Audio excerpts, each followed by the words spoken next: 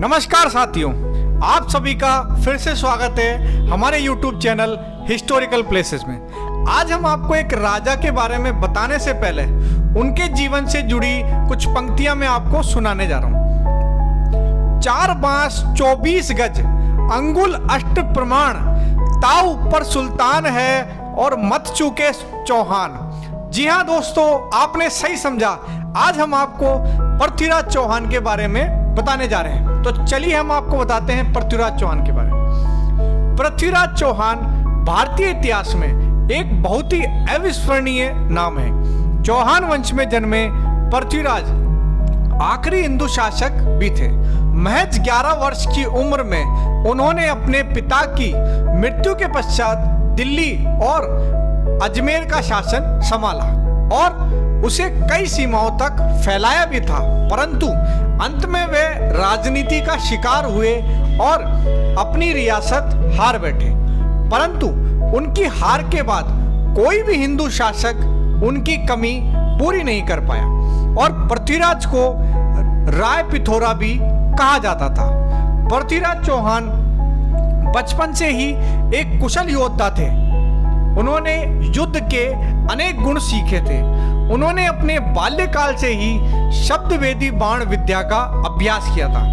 तो जिन भाइयों ने हमारा चैनल लाइक सब्सक्राइब नहीं किया है वो जल्द से जल्द कर लें, क्योंकि अब हम आपको पृथ्वीराज चौहान और मोहम्मद गोरी के युद्ध और पृथ्वीराज चौहान के प्रेम विवाह के बारे में हम आपको बताने वाले हैं। चलिए हम आपको बताते हैं पृथ्वीराज चौहान के जन्म के बारे में। धरती के महान शासक पृथ्वीराज चौहान का जन्म 1149 में हुआ। पृथ्वीराज अजमेर के महाराजा सोमेश्वर और कपूरी देवी की संतान थे। पृथ्वीराज का जन्म उनके माता पिता के विवाह के 12 वर्षों के पश्चात हुआ था। यह राज्य में खलबली का कारण बन गया था और राज्य में उनकी मृत्यु को लेकर जन्म समय से ही षड्यंत्र रचे जाने लगे, परंतु वे सभी षड्यंत्रों से बचते चले गए। लेकिन मात्र 11 वर्ष की आयु में पृथ्वीराज के सिर से पिता का साया उठ गया था। उसके बाद भी उन्होंने अपनी दायित्व अच्छी तरह से निभाए और लगातार अन्य राजाओं को पराजित कर अपने राज्य का विस्तार करते चले गए। पृथ्वीराज के बचपन के मित्र चंदबरदाई उनके लिए किसी भाई से कम नहीं थे। चंदबरदाई तोमर वंश के शासक अनंगपाल की बेटी के पुत्र थे। चंदबरदाई बाद में दिल्ली के शासक हुए और उन्होंने पृथ्वीराज चौहान के सहयोग से पिथौरागढ़ का निर्माण किया, जो आज भी दिल्ली में पुराने किले के नाम से विद्यमान है। अब हम आपको पृथ्वीराज चौहान और उनके दिल्ली के उत्तराधिकारी के बारे में बताते हैं। अजमेर की महारानी कपूरी देवी अपने पिता अंगपाल की इकलौती संतान थी, इसलिए उनके सामने सबसे बड़ी समस्या यह थी कि उनकी मृत्यु के पश्चात उनका शासन कौन संभालेगा। उन्होंने अपनी पुत्री और दामाद के सामने अपने दोहिते को अपना उत्तराधिकारी बनाने की इच्छा प्रकट की और दोनों की सहमति के पश्चात युवराज पृथ्वीराज को अपना उत्तराधिकारी घोषित किया। सन 1166 में महाराज अंगपाल की मृत्यु के पश्चात पृथ्वीराज चौहान की दिल्ली की गद्दी पर राज्याभिषेक किया गया और उन्हें दिल्ली का कार्यभार सौंपा गया। अब हम आपको पृथ्वीराज चौहान और कन्नौज की राजकुमारी संयोगिता की कहानी के बारे में आपको बताते हैं। पृथ्वीराज चौहान और उनकी रानी संयोगिता का प्रेम आज भी राजस्थान के इतिहास में अविस्मरणीय है। दोनों ही एक दूसरे से बिना मिले केवल चित्र देखकर एक दूसरे के प्यार में मोहित हो चुके थे। वहीं संयोगिता के पिता जयचंद पृथ्वीराज के साथ ईर्ष्या भाव रखते थे, तो अपनी पुत्री का पृथ्वीराज चौहान से विवाह का विषय तो दूर दूर तक सोचने योग्य बात नहीं थी।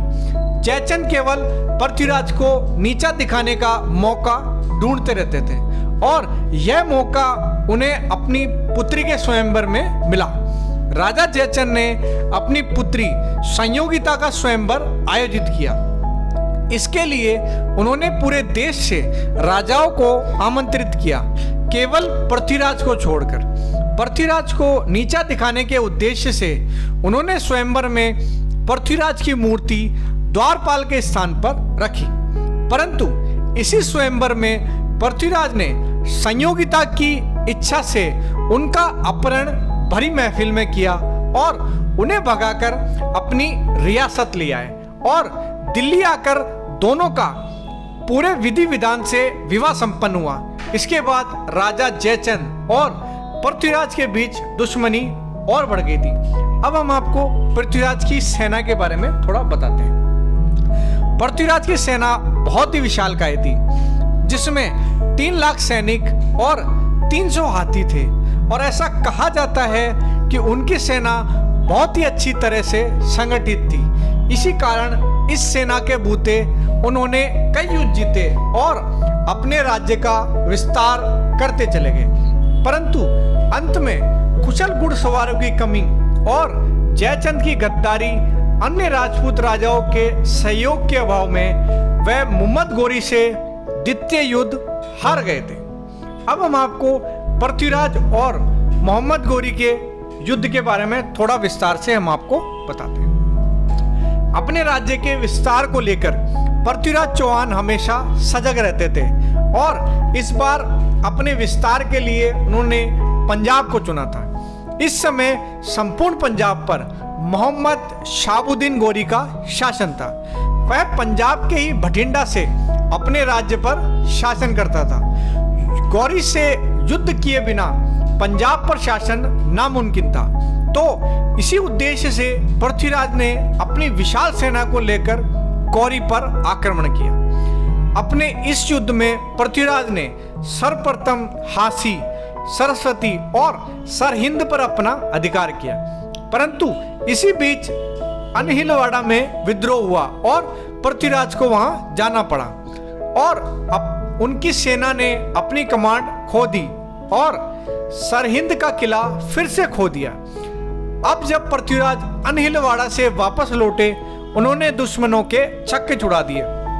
युद्ध में केवल वही सैनिक बचे जो युद्ध से भाग खड़े हुए और इस युद्ध में मोहम्मद गोरी भी अधमरा हो गया था। परंतु उसके एक सैनिक ने उसकी हालत का अंदाजा लगाते हुए उन्हें घोड़े पर डालकर अपने महल में ले गया था और उनका पूर्ण रूप से उपचार किया। इस तरह यह युद्ध परिणामहीन रहा। यह युद्ध सरहिंद किले के पास तराइन नामक स्थान पर हुआ था, इसलिए इसे तराइन का युद्ध भी कहते हैं। इस युद्ध में पृथ्वीराज ने लगभग 7 करोड़ रुपए की संपत्ति अर्जित की थी, जिसे उसने अपने सैनिकों में बांट दिया था। अब हम आपको मोहम्मद गोरी और उसके दूसरे युद्ध के बारे में बताते हैं।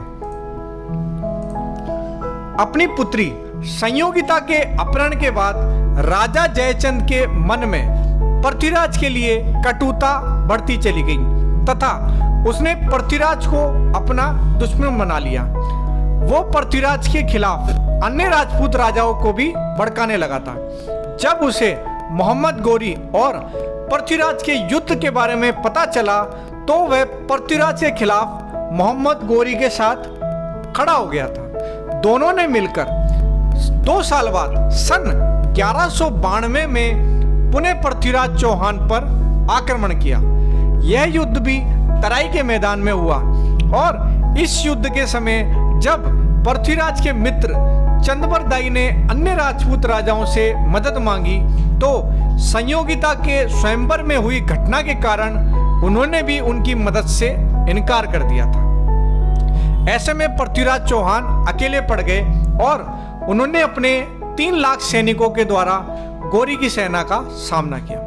भारतवर्ष के महान योद्धा पृथ्वीराज चौहान का अंत बहुत ही दुखद हुआ था। बचपन में शेर का जबड़ा अपने हाथों से फाड़ देने के साथ साथ मोहम्मद गोरी को 16 बार युद्ध के मैदान में धूल चटाने वाले शूरवीर पृथ्वीराज चौहान को मोहम्मद गोरी ने छल से मारा था। गोरी ने ठीक वैसा ही किया था जिस तरह महाभारत काल में भीष्म पितामह को हथियार रखने के लिए शिखंडी का इस्तेमाल किया गया था। अंतर था तो बस इतना ही कि गौरी ने पृथ्वीराज को हराने के लिए उनके द्वारा पूजित गौ माता का सहारा लिया था। युद्ध के मैदान में गौ माता के झुंड को देखकर पृथ्वीराज चौहान ने अपने हथियार रख दिए थे। प्रथम युद्ध में सन 1191 में मुस्लिम शासक सुल्तान मोहम्मद शहाबुद्दीन गौरी ने बार बार युद्ध करके पृथ्वीराज चौहान को हराना चाहा था, लेकिन ऐसा हो नहीं पाया। पृथ्वीराज चौहान ने 17 बार मोहम्मद गौरी को युद्ध में परास्त किया था और दरिया दिली दिखाते हुए कई बार माफ भी कर दिया था और छोड़ दिया, पर 18वीं बार मोहम्मद गौरी ने जयचंद की मदद से पृथ्वीराज चौहान को युद्ध में मात दी और बंदी बनाकर अपने साथ ले गया। पृथ्वीराज चौहान और चंदवरदाई दोनों ही मंत्री बना लिए गए और सजा के तौर पर पृथ्वीराज की आंखें गर्म सलाखों से फोड़ दी गई।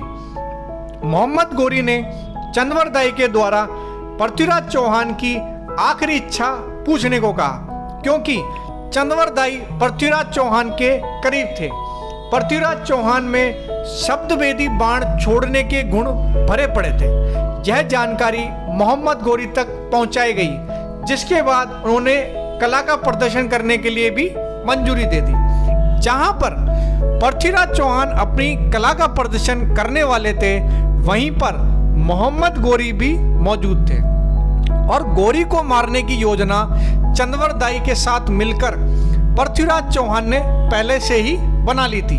और जैसे ही महफिल शुरू होने वाली थी, चंदवरदाई ने काव्यात्मक भाषा में एक पंक्ति कही, 4-24 4 बांस 24 गज अंगुल अष्ट प्रमाण, ता ऊपर सुल्तान है मत चुके चौहान। यह दोहा चंदवरदाई ने पृथ्वीराज चौहान को संकेत देने के लिए कहा था।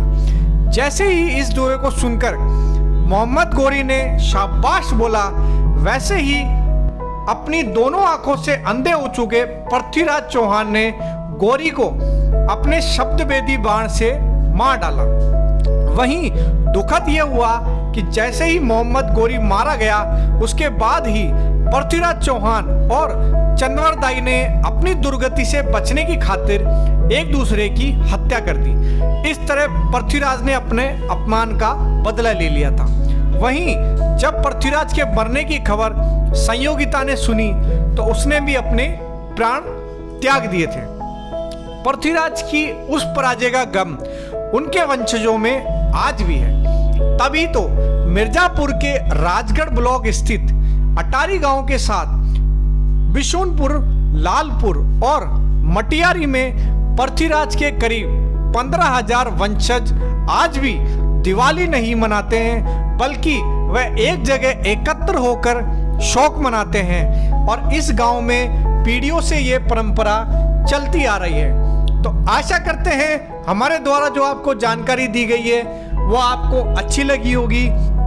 आप हमारे चैनल को शेयर करें, सब्सक्राइब जरूर करें, ताकि आपको ऐसी ही अच्छी वीडियो मिलती रहे।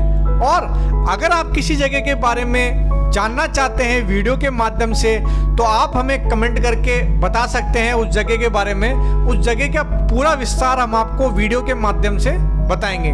तो धन्यवाद दोस्तों, जल्द ही फिर मिलेंगे एक नई जगह और एक नई वीडियो के साथ। तब तक एंजॉय करें, खुश रहें। धन्यवाद।